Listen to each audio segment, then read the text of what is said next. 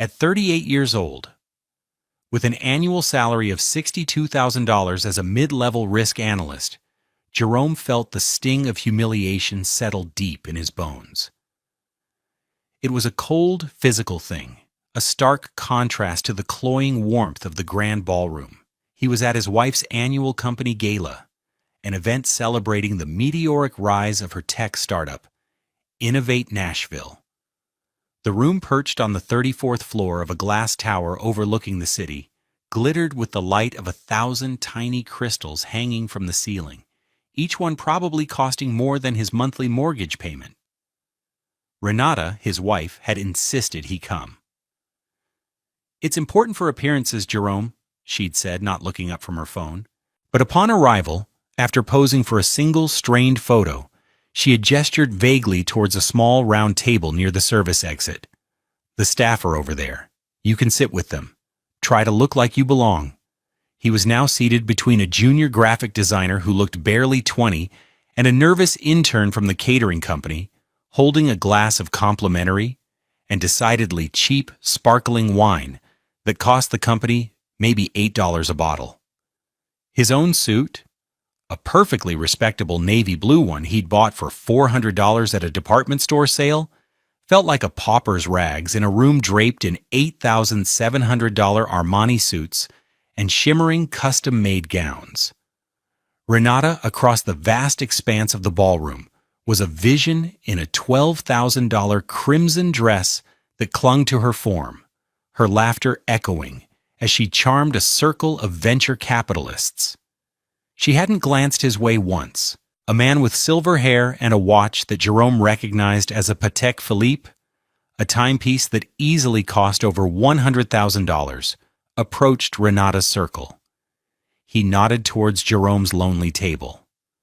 Jerome couldn't hear the question, but he could read the man's lips, the slight tilt of his head. He was asking who Jerome was. Renata's response was a casual, dismissive wave of her hand, a gesture she used to shoo away a fly or their daughter's pleas for one more story. Her voice, though softened by the distance, carried an unmistakable edge of condescension that cut through the music and the chatter.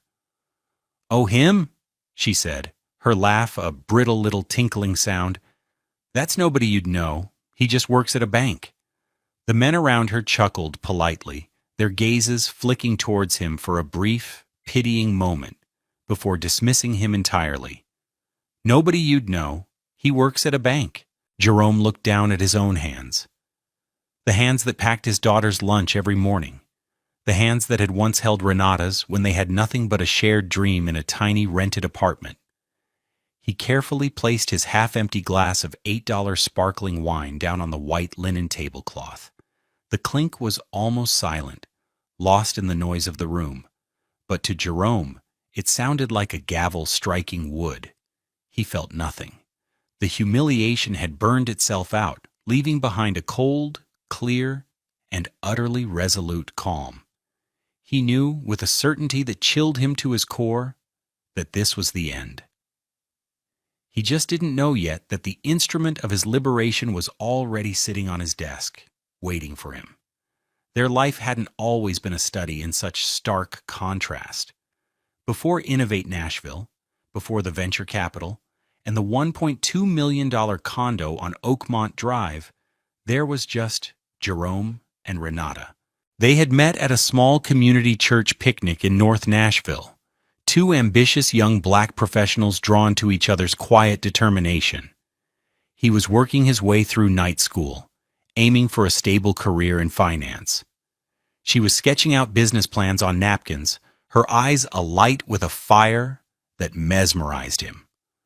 Their first home was a 900-square-foot apartment above a laundromat on Jefferson Street, where the scent of fabric softener was a constant perfume, and the rent was a manageable $650 a month. He remembered those days with a fondness that felt like a phantom limb. He'd come home from his entry-level job at the credit union, his salary a meager $32,000 a year, and find Renata at their wobbly, second-hand kitchen table, surrounded by papers. He would cook dinner, Simple things like spaghetti with a jar of $3 store-brand sauce or chicken and rice, while she talked a mile a minute about algorithms and user interfaces. "We'll be rich, Jerome," she'd promise, grabbing his hand. "You'll see. I'll buy you a real watch, not that $89 Timex." He'd just smile, kiss her forehead, and be happy with his Timex. It kept perfect time. When their daughter, Maya, was born, the apartment seemed to shrink and expand all at once. It was filled with a new kind of love, a vibrant, noisy joy that centered around this tiny, perfect human.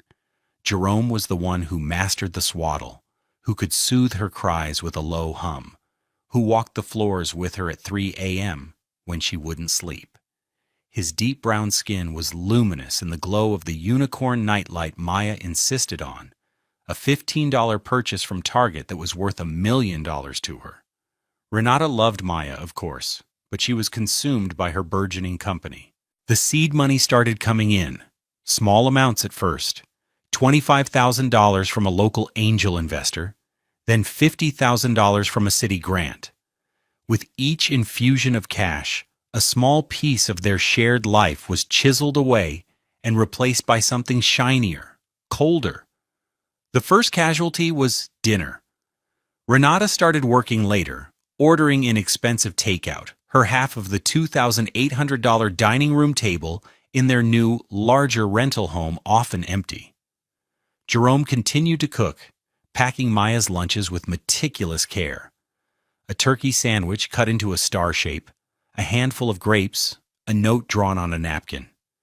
It was an act of service, a quiet declaration of love in a household that was growing louder with the sounds of ambition and quieter with the sounds of intimacy. Then came the first one-pager. Renata was trying to secure a $100,000 line of credit for new servers. The bank was hesitant. She came to Jerome one night, her face a mask of stressed urgency. "Honey, I just need you to sign this. It's a formality. A character guarantee. The bank just needs to see we're a solid family." He glanced at the single sheet of paper. It looked standard enough. He saw his name, her name, the bank's name. He trusted her. He signed it without reading the fine print, his signature a simple act of faith in the woman he loved. The loan went through. A year later, it happened again. This time, it was for a $250,000 equipment lease. The company was growing. She was on the cover of a local business magazine. She presented him with the same-looking one-page form. "The usual, baby, just a quick signature." He was tired, Maya had a slight fever, and he was more focused on the reading on the $20 digital thermometer than on the document in front of him. He signed it again, his pen scratching against the paper in their gleaming kitchen, the recessed lighting glinting off the new $6,000 Sub-Zero refrigerator he never used. He had no idea how wrong he was. He was building a life of quiet domestic normalcy, brick by loving brick, while she was using his trust as collateral for a world he was not invited to enter. Each dollar tag detail of their home, the $4,300 sectional sofa he rarely sat on, the $1,800 espresso machine that only she used, the abstract art on the walls that cost a combined $15,000, felt less like a shared success and more like the price of his own erasure. The cruelty wasn't always as public as the Gala.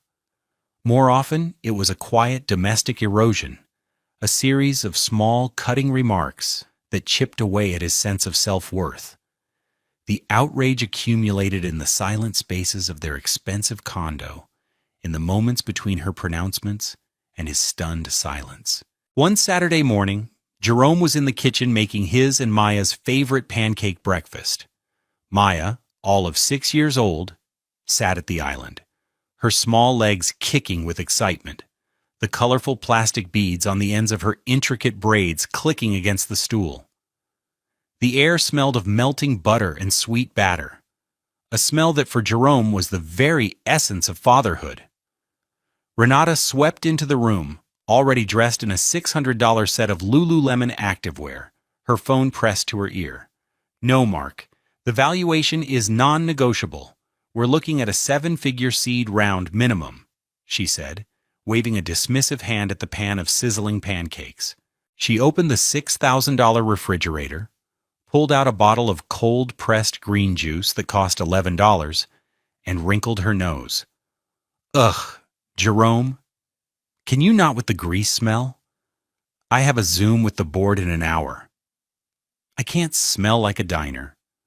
Jerome just flipped a pancake, his hand steady. It's Saturday, Renata. Maya wanted pancakes. Daddy makes the best star pancakes, Maya chimed in, holding up her plastic plate. Renata gave a tight, thin smile that didn't reach her eyes. That's nice, sweetie. But Mommy is building an empire so you can go to any college you want, not just the local state school. She looked at Jerome, her gaze sweeping over his simple gray sweatshirt and worn jeans. Some of us have to think about the future. The insult was clear. His contributions, his steady $62,000 salary, his love, his pancakes, they were quaint, but ultimately worthless in the face of her grand ambition. The smell of the pancakes suddenly seemed cloying. The joy of the morning curdled. Another time, he had proudly shown her a letter of commendation from his boss at the bank. He'd identified a significant flaw in a commercial lending model, saving the institution a potential seven-figure loss. It was a big deal for him, a validation of his quiet, meticulous work. Look at this, Rena, he said, holding out the paper. She glanced at it for a fraction of a second, her eyes scanning for a dollar amount and finding none. Oh, that's great, honey, she said, her tone dripping with manufactured enthusiasm as she scrolled through emails on her iPad Pro, a $1,200 device. Did you get a bonus? Well, no, not a cash bonus, but it's a big step toward a promotion. Maybe even senior analyst. She finally looked up, her expression one of genuine bewilderment. A promotion to what? To making $70,000 a year? Jerome, my lead programmer just turned down a $180,000 offer from a competitor. My monthly burn rate for salaries is $500,000. Do you see why I can't get excited about your little gold star from the bank? She turned back to her screen. I'm happy for you, really. It's good to have hobbies. Each barb was a deposit in a growing account of resentment, an account Jerome wasn't even aware he was keeping. The most painful moments always involved Maya. For Maya's 6th birthday, Jerome had spent weeks in their small garage, painstakingly building her a custom dollhouse. He'd spent about $200 on wood, paint, and tiny furniture from a craft store. It was a miniature version of their first apartment, a tribute to a time he thought was their foundation. When he revealed it to her, Maya's shriek of joy was the purest sound he had ever heard. Renata arrived home late from a business dinner, stepping into the living room where Jerome and Maya were playing with the new dollhouse. She was carrying a massive, brightly wrapped box. "Happy birthday, my big girl," she announced. Inside was a Dream Space Explorer virtual reality headset, a brand new cutting-edge toy that retailed for $1,500. "Wow, Mommy," Maya said, her eyes wide. Renata knelt down, pushing Jerome's lovingly crafted dollhouse aside with her foot. "Forget that old thing," she said with a laugh. "This is the future. You can be a princess in a real castle, not some tiny apartment." She looked at Jerome over Maya's head, a triumphant smirk on her face. The message was unmistakable. His heartfelt, handcrafted love was no match for her store-bought, high-tech affection. He watched as Maya, understandably captivated by the flashy new gadget, abandoned the dollhouse. Later that night, long after Maya was asleep, Jerome went downstairs and found the dollhouse pushed into a corner, one of its tiny, hand-painted shutters broken. He knelt and fixed it, the silence of the $1.2 million condo pressing in on him, the outrage a cold, hard knot in his chest. he was being outspent, outmaneuvered, and outsourced in his own family. The gala wasn't a singular event, it was simply the public confirmation of a private, ongoing humiliation. It was the moment the accumulated debt of 1,000 small cruelties finally came due. What do you think? It's a simple question, but in a world of high-stakes business and personal betrayals, how we value ourselves and others can change everything. If you've ever felt underestimated, let me know in the comments below. Now let's get back to Jerome, who was about to find out just how much his signature was truly worth. Tuesday, October 15th, 2:15 p.m., the third-floor office of Cumberland Valley Financial was a sea of gray cubicles under the relentless, humming glare of fluorescent lights. The air smelled of stale coffee, recycled air, and the faint, papery scent of 1,000,000 documents. Jerome sat at his desk, a small oasis of personal order in the corporate landscape. A framed photo of Maya, grinning with a gap in her teeth, sat next to his monitor. His $89 Timex watch was placed neatly beside his keyboard. He was a risk analyst, and his job was to swim through oceans of data looking for the telltale signs of danger, the over-leveraged client, the flawed projection, the fraudulent application. He was good at it. His mind was built for patterns, for seeing the piece that didn't fit. That afternoon, he was assigned a routine desk review for a portfolio of new commercial loans originated by the downtown branch. It was tedious work. A final check and balance, before the loans were formally entered into the system. He clicked open the first file on his screen, loan number 74-A3882. He pulled the corresponding physical file from the stack beside him. The top sheet was the summary. Innovate Nashville, LLC borrower, loan amount, $2,300,000. Jerome felt a flicker of something. Pride, maybe? Annoyance? It was always strange to see Renata's company in his professional world. He made a mental note to recuse himself from any future analysis of her accounts to avoid a conflict of interest. He scanned the rest of the document. Term, 5 years. Interest rate, prime, plus 2.5%, purpose, expansion, and equipment purchase.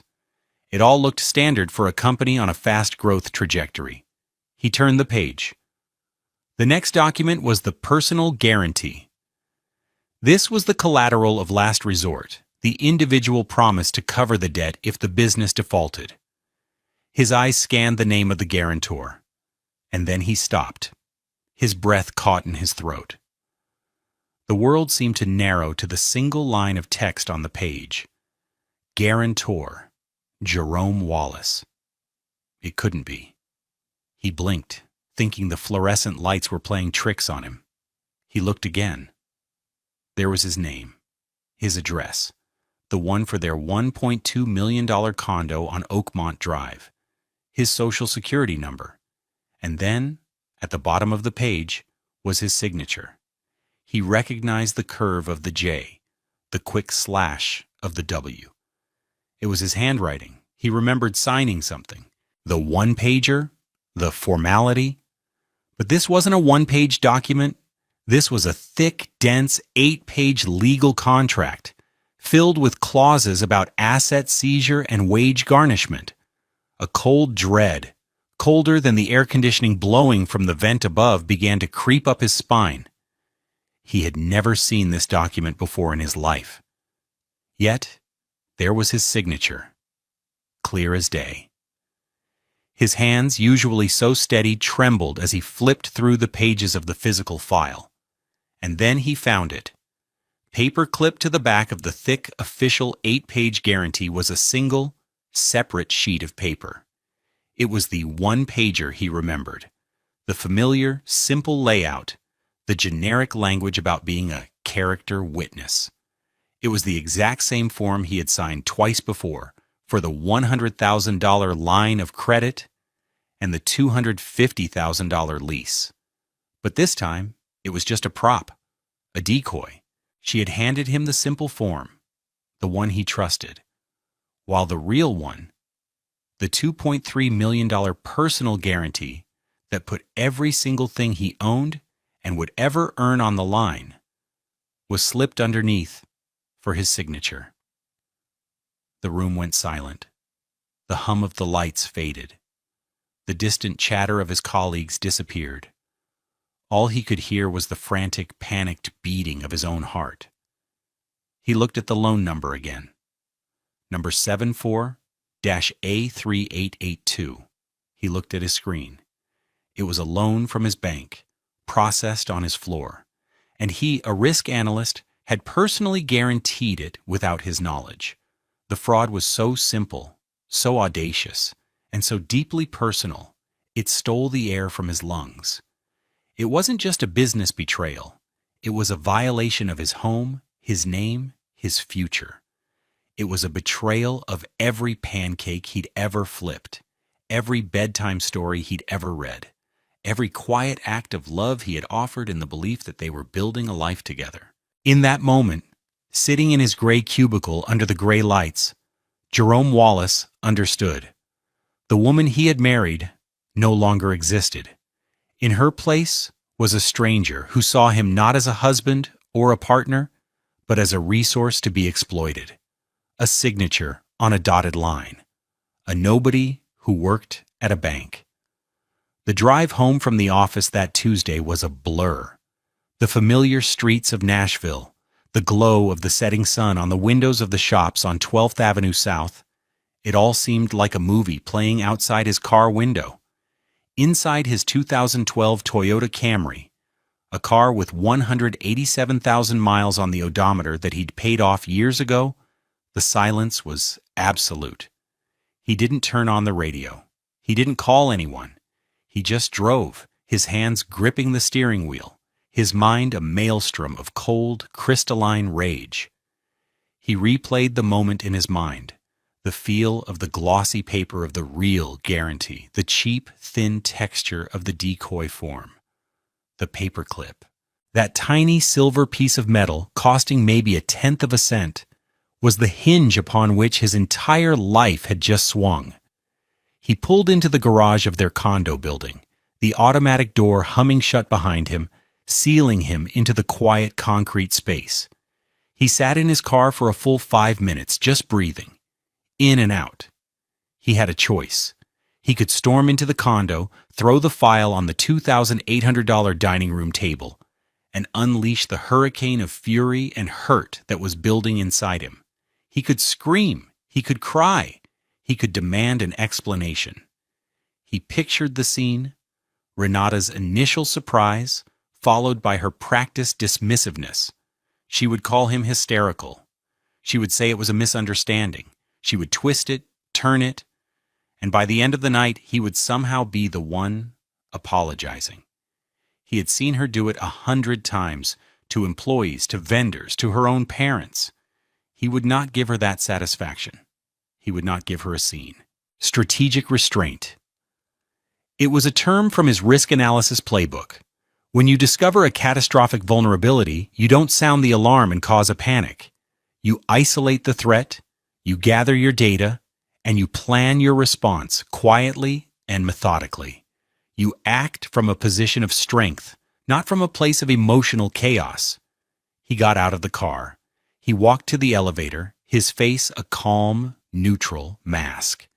When the doors opened to their penthouse unit, the first thing he heard was Maya's laughter. She came running to him, her braids bouncing, and threw her arms around his legs. "Daddy! You're home. We ordered pizza." "Hey, my sweet girl," he said, his voice perfectly normal, even warm. He scooped her up, burying his face in her hair, inhaling the familiar, comforting scent of her kid shampoo and the faint smell of the outdoors. It was the only real thing in his world right now. Renata was in the kitchen, directing a delivery guy where to put the 3 large pizza boxes. The pizza cost $85. "Hey, hun," she said, barely looking at him. "Tough day?" "The usual," Jerome said, his voice even. He put Maya down. Lots of numbers. He walked over to the counter and picked up a slice of pepperoni. It tasted like cardboard in his mouth. "How was your day?" "Insane," she said, pulling out her phone. "The final funding tranche is about to be released. We're officially a $20 million company. The board is ecstatic. We're having a celebratory dinner at Kane Prime on Friday. You don't have to come," she added quickly. "It'll be a late night, all shop talk. You'd be bored." "Okay," he said, chewing the tasteless pizza. "Sounds good." That night, as he lay in their king-sized bed, the space between him and Renata feeling like a vast, icy chasm, he stared at the ceiling. She was asleep within minutes. The soft, even sound of her breathing a grotesque counterpoint to the turmoil in his chest. He thought about the $2.3 million. It was a number so large it was almost abstract. It was more than he would earn in his entire lifetime. It was a chain she had forged for him, link by invisible link, and locked around his neck while he slept. He didn't sleep at all that night. He just lay there, perfectly still, and planned. The next day, Wednesday, he took a personal day. He told Renata he was feeling under the weather. "Don't get Maya sick," was her only response. At 9 a.m., he was not in bed, but in a coffee shop in a different neighborhood, drinking a $4.50 black coffee and making a phone call. He had made a photocopy of the entire loan file, every single page, including the paperclip decoy, before leaving the office. The 25-cent cost of the copies felt like the best investment he'd ever made. Thursday was more of the same. He went to work. He came home. He helped Maya with her homework, a simple worksheet about adding and subtracting. He listened as Renata talked on the phone about stock options and vesting schedules. He played dumb. He was a ghost in his own life, an actor playing the part of the dutiful, oblivious husband. Each lie, each moment of feigned normalcy, was a scene in a play only he was watching. It was the hardest thing he had ever done. He was dying inside. But on the outside, he was just Jerome. Nobody you'd know. The guy who works at a bank. And that, he was beginning to realize, was his greatest strength. On Wednesday morning at 10:30 a.m., Jerome sat in a leather armchair that probably cost more than his suit. The chair was in the 40th floor office of Miller, Thompson, and Finch, a law firm whose name was synonymous with brutal, high-stakes corporate litigation in Nashville. The air was different up here. It was thin and quiet, smelling of old leather, lemon polish, and money. The view from the floor-to-ceiling window was panoramic, looking down on the very building where Innovate Nashville had its headquarters.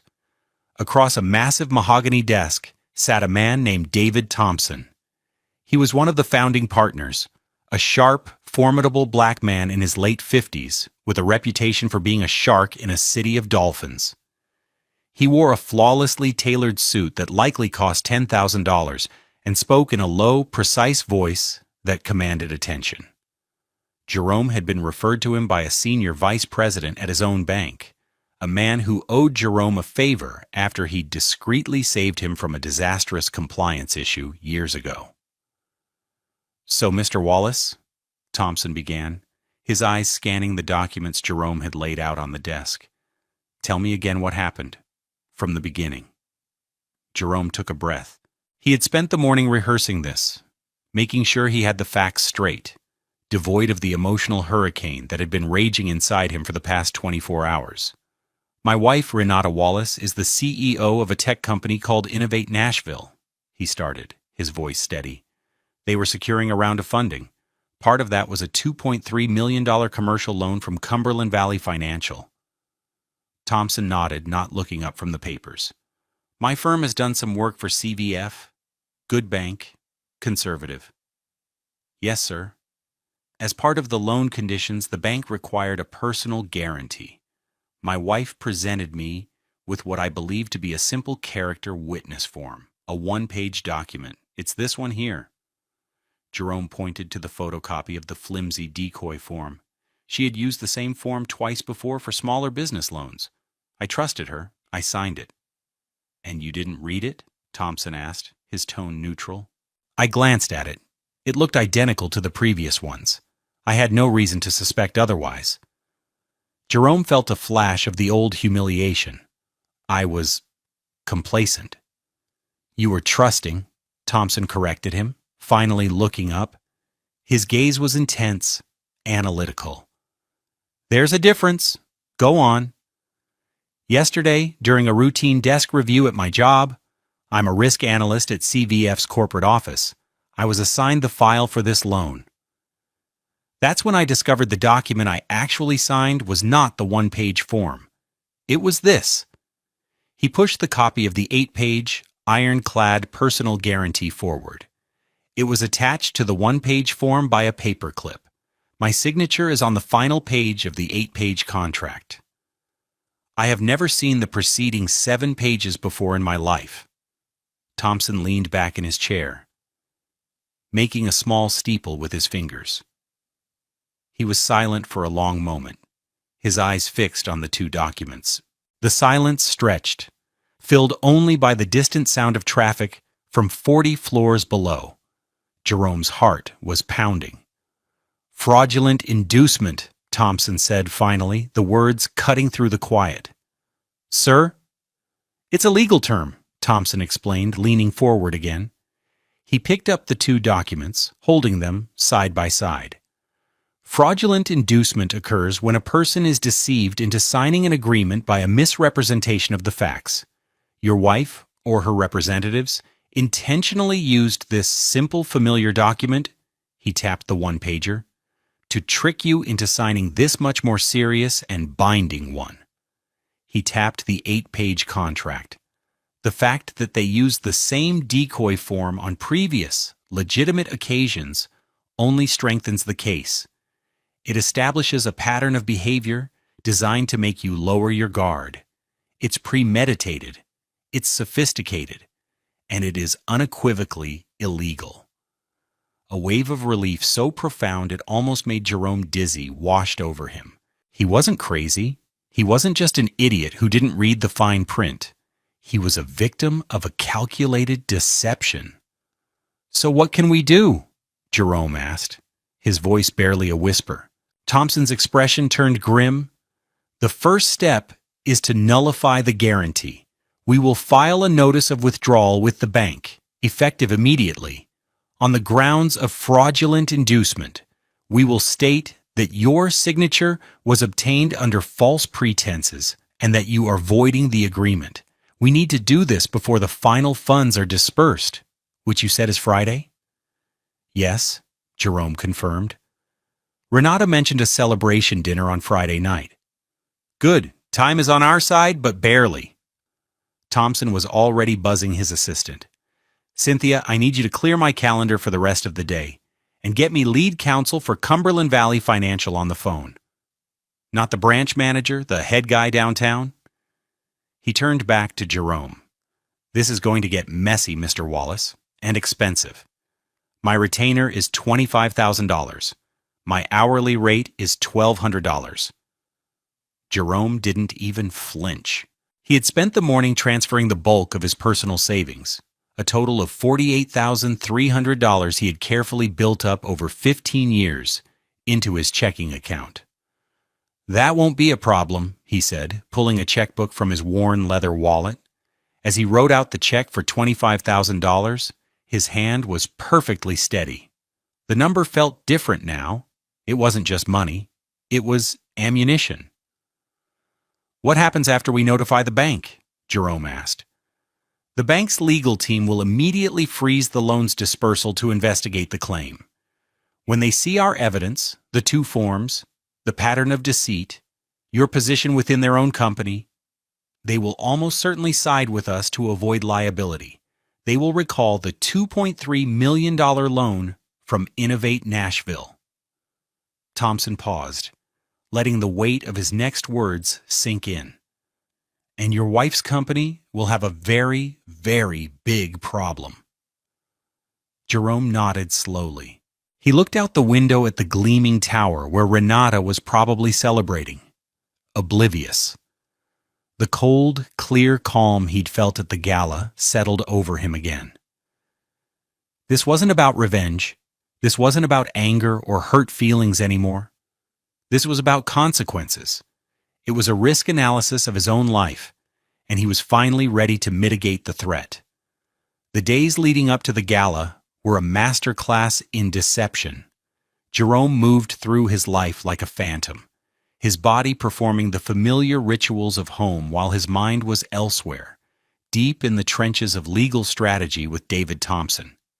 He'd leave for work at his usual time, but instead of going to the bank, he'd spend hours in a conference room at Miller, Thompson, and Finch, poring over documents and preparing his affidavit. The legal fees were mounting, already cresting $40,000, as Thompson's team worked around the clock. But Jerome didn't care. It was the cost of his freedom. The gala was on a Thursday night. As he stood in their bedroom, knotting the tie of his $400 suit, Renata breezed in, a whirlwind of perfume and silk. She was wearing the $12,000 crimson gown, and she looked radiant, her deep brown skin glowing against the rich color. She was also talking on her phone, a diamond-encrusted case glinting under the lights. No, the final wire from CVF comes through tomorrow before close of business, she was saying. Everything is set. This time tomorrow we'll be popping champagne that costs more than your car, darling. She laughed, a sound that now grated on Jerome's nerves like metal on stone. She caught his eye in the mirror and put a hand over the phone's receiver. "You look nice," she said, the word hanging in the air, heavy with unspoken qualifiers. "Nice for you. Nice for a man who works at a bank. Try not to embarrass me tonight, okay? Stick to the sidelines. Mingle with the caterers." "I will," he said, his voice a flat, emotionless landscape. He looked at his reflection. His face was a mask of placid obedience, but his eyes, if you looked closely, held the cold, hard gleam of a man who had nothing left to lose. He knew what was coming. He knew that in less than 24 hours, the empire she was so proudly celebrating would begin to crumble. And he was the one holding the hammer. The gala unfolded exactly as he knew it would. The forced photo, the dismissal to the staff table, the casual, soul-crushing cruelty of her words to the board member, the man with the $100,000 Patek Philippe. "That's nobody you'd know, he just works at a bank." He set his glass down. It was time. He didn't make a scene. He simply stood up, walked out of the ballroom, took the elevator down 34 floors, and caught a taxi home. He was packing a bag when Renata finally stumbled in around 2 a.m., flush with success and expensive champagne. "You left?" she asked, kicking off her $1,500 Christian Louboutin heels. "God, Jerome, you are so antisocial. It's embarrassing." "I was tired," he said, zipping the bag. It contained a few changes of clothes, his laptop, and the framed photo of Maya from his desk. "Whatever," she slurred, waving a hand. "Don't be a baby. The biggest day of my life is tomorrow. Don't ruin it with your mood." She passed out on their bed, still in her $12,000 dress. He watched her for a moment, this stranger who wore his wife's face. He felt a pang of something. Not love, not sadness, but a deep, hollow ache for the woman she used to be, for the life they were supposed to have. He walked over to the bed, gently took the phone from her limp hand, and placed it on the nightstand. Then he walked out of the bedroom, out of the condo, and out of her life. He drove to a modest, prepaid extended-stay hotel near the airport, a room that cost $89 a night. He slept better than he had in years. Friday, 4:30 p.m. In the 40th floor office of Miller, Thompson and Finch, the atmosphere was tense. Jerome sat beside David Thompson. A junior associate was on the phone with a contact inside the wire transfer department of Cumberland Valley Financial. On a large screen, they could see the tracking information for the $2.3 million wire transfer. Status: pending final authorization. They close at 5, Thompson said, looking at his own watch, a much more modest, but still respectable $5,000 Omega. The branch manager has to give the final sign-off. At 4:45 p.m., the associate said, "He's back from his meeting. He's at his desk." "Now," Thompson commanded. He hit a button on his console. "Send the package." An email, meticulously crafted and laden with attachments, was sent simultaneously to the head of CVF's legal department, the bank's chief compliance officer, and the CEO's executive assistant. The subject line was simple: urgent. Notice of withdrawal of guarantee on loan number 74-A3882. At 4:47 p.m., a second email was sent directly to the branch manager, who was about to authorize the transfer. This one was from the bank's own chief counsel. The subject line was even simpler: do not authorize wire transfer number 74-A3882. Cease all action. Await instructions. On the screen in Thompson's office, the status of the wire transfer flickered. Then it changed. Status: canceled. Jerome let out a breath he didn't realize he'd been holding for 3 days. It was done. The first domino had fallen. Thompson leaned back and looked at Jerome. "Now the real work begins. Go home, Mr. Wallace. Get some rest. Monday is going to be a very interesting day." Jerome thought of Renata, probably at her celebratory dinner at Kane Prime, raising a $300 bottle of champagne, completely unaware that the ground had just vanished from beneath her feet. He thought of her phone, which would soon start to light up with confused, then frantic calls from the bank. He felt a brief, sharp pang of something that might have been pity. But it passed. This wasn't cruelty. This was a consequence. A perfectly calculated, fully justified consequence. Have you ever had to make a decision where the right thing to do was also the hardest? The world often tells us to be loud when we're angry, but sometimes the most powerful statement is a quiet, deliberate action.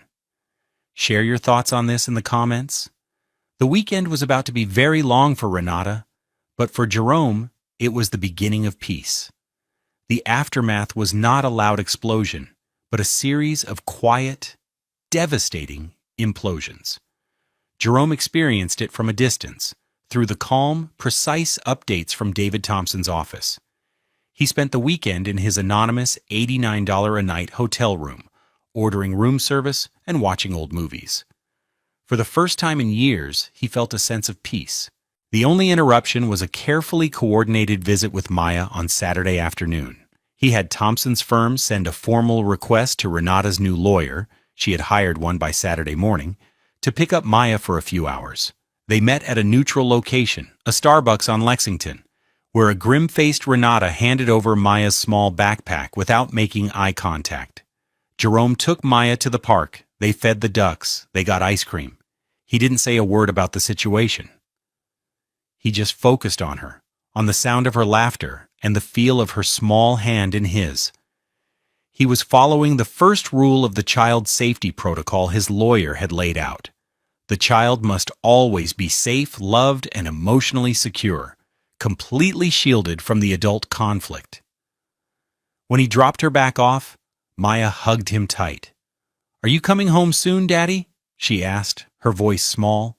"I'm always with you, sweet girl, no matter where I'm sleeping," he said, kissing the top of her head. "I love you more than all the stars." It was the truth. It was the only truth that mattered. Monday morning, 9 a.m. Renata and her chief financial officer arrived at the downtown branch of Cumberland Valley Financial for a meeting they had demanded. They walked into the conference room expecting to find the branch manager and perhaps a regional vice president.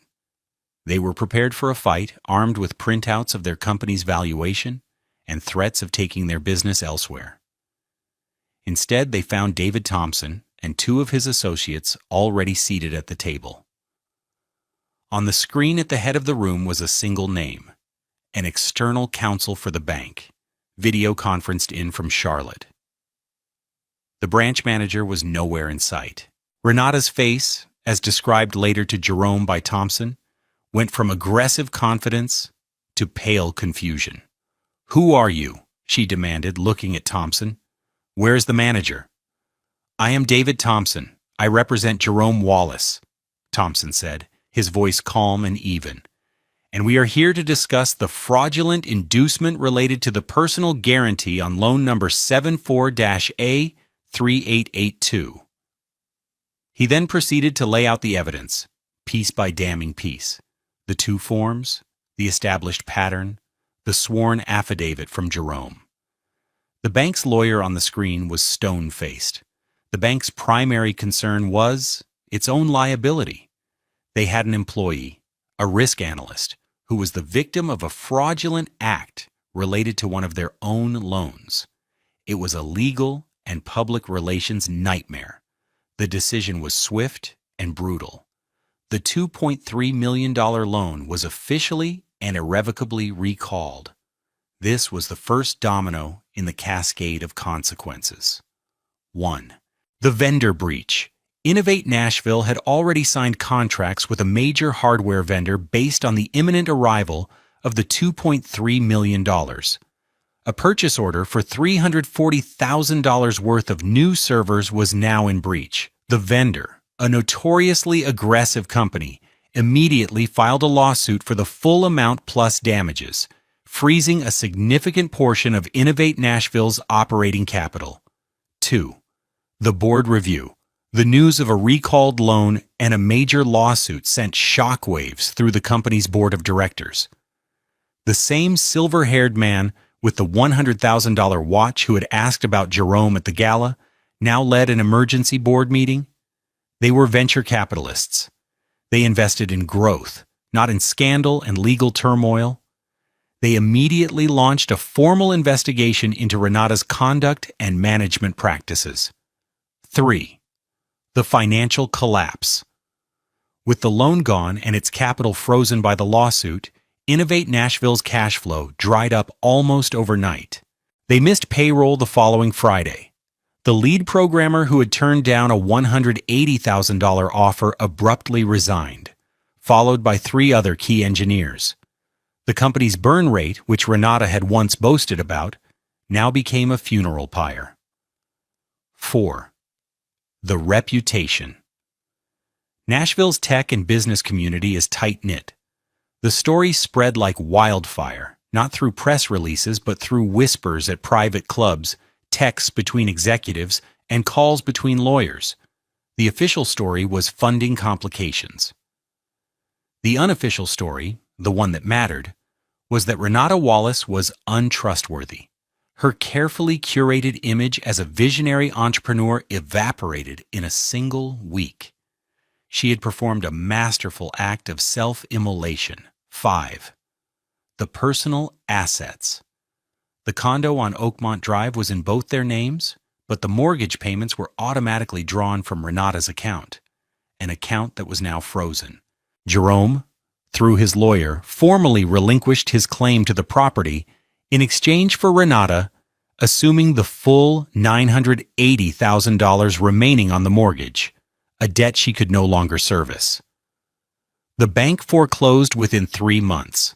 Her white BMW 3 Series, with a monthly lease payment of $950, was repossessed from the parking garage of her new, much smaller, rented apartment.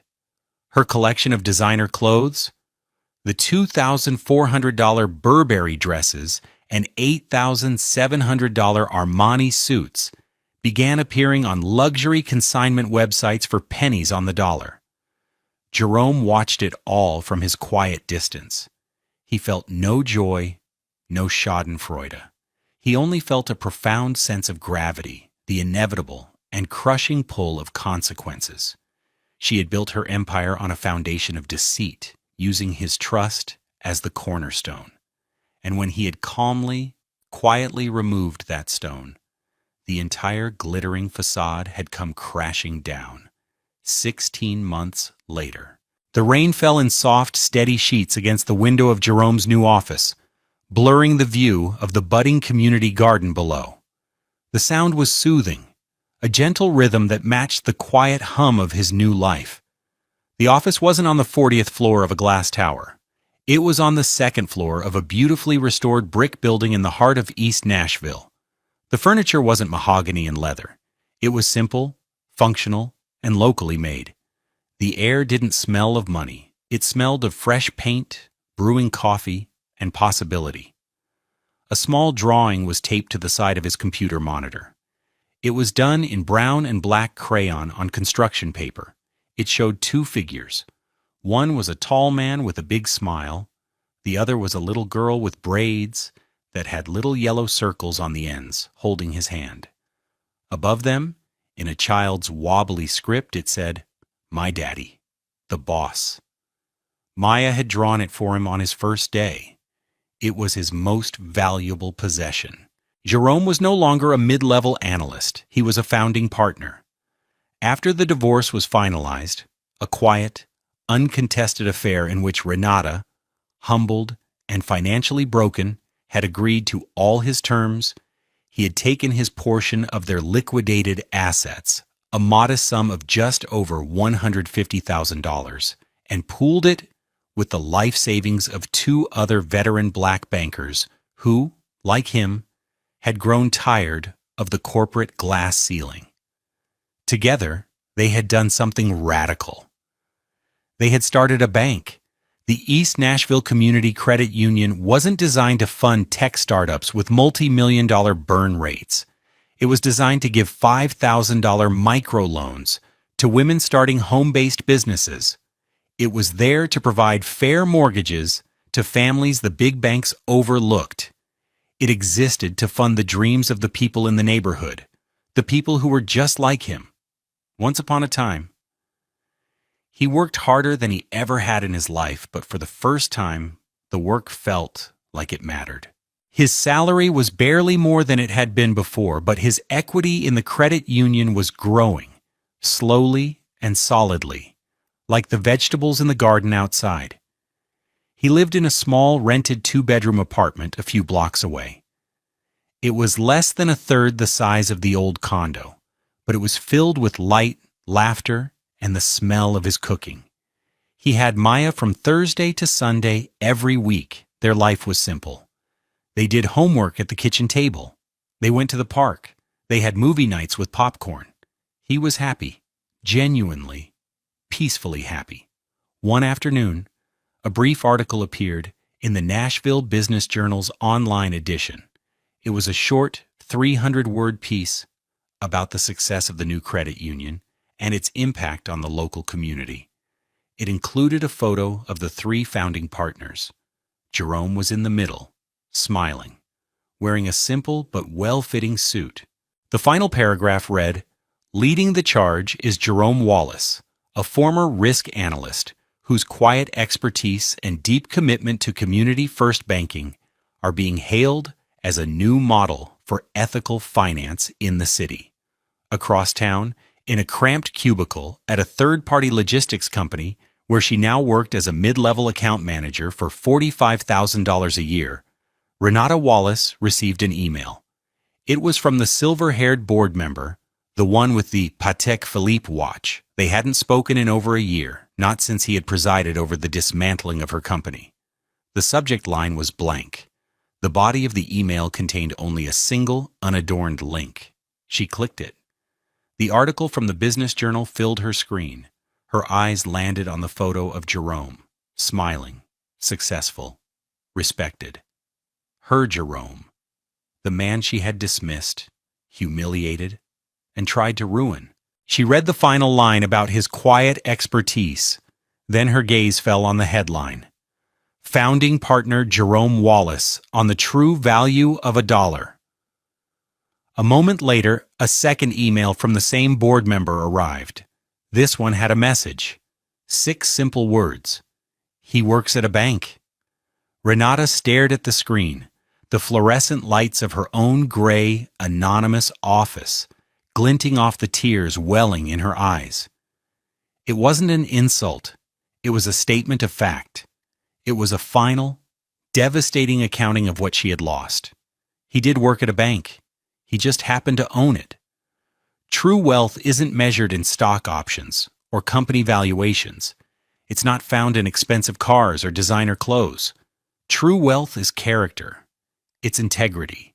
It's the love of a child and the respect of your community. It's the quiet satisfaction of building something real and meaningful, brick by brick, with your own two hands. Jerome Wallace had lost a fortune, but he had found his wealth. What does true wealth mean to you? Let us know in the comments below, and thank you for being a part of the Love Beyond Pride community.